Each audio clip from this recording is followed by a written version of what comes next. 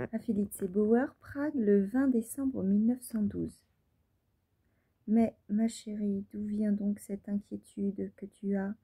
Ne vivons-nous pas justement si paisiblement, l'un à côté de l'autre, autant que faire se peut dans cette désolation?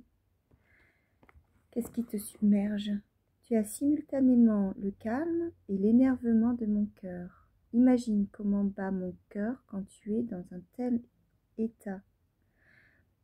J'ai lu ta lettre si souvent, les joues en feu, en espérant une quelconque paix, ou je ne sais quelle gaieté qui pourrait s'y trouver. Mais il est certain que ce n'était là que l'humeur d'une soirée malheureuse, et ma pile énervée de pages rédigées au bureau que je vais quand même t'envoyer n'est plus vraie en réalité. Car je sais que demain j'aurai de nouveau une lettre confiante de ma forte enfant, qui n'a été à ce point défaite que pendant l'heure de minuit par la fatigue et d'effroyables tracas. J'ai abandonné avec la meilleure intention la deuxième lettre quotidienne parce que je pensais que nous aurions tous deux plus de calme et plus de confiance.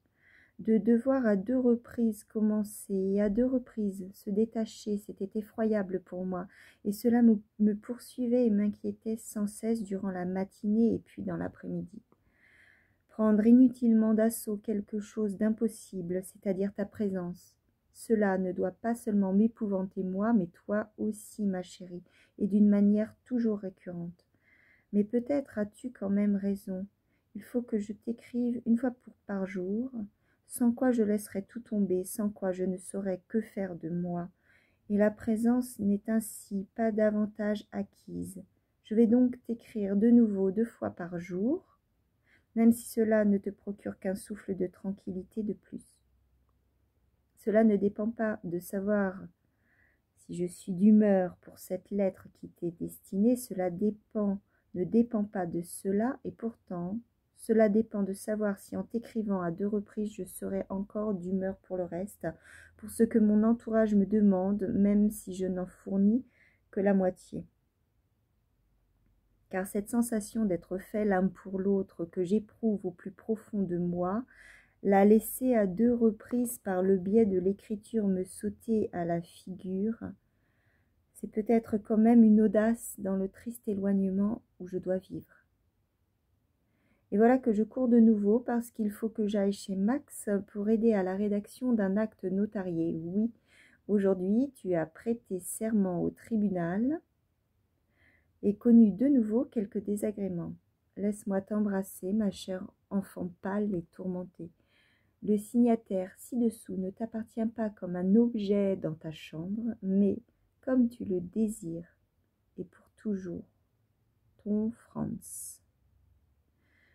Joint sur une feuille en tête de l'AUVA en tchèque. Ma chérie, rien que pour m'alléger un instant du souci que je me fais pour toi, je t'écris sur ce papier qui était juste à portée de ma main. Je t'en prie, ne sois pas si inquiète, ça ne peut pas bien finir. Puissais-je te faire asseoir là, à côté de moi dans le fauteuil, te tenir et te regarder dans les yeux? Il y a quelque chose qui relève de la maison de fous dans ma vie. Innocent et bien sûr aussi coupable, je ne suis pas dans une cellule mais enfermée dans cette ville. J'appelle la plus chère des enfants, je voudrais qu'elle soit calme et heureuse, mais en fait, je ne m'adresse qu'au mur et au papier. Et ma pauvre petite souffre. Franz.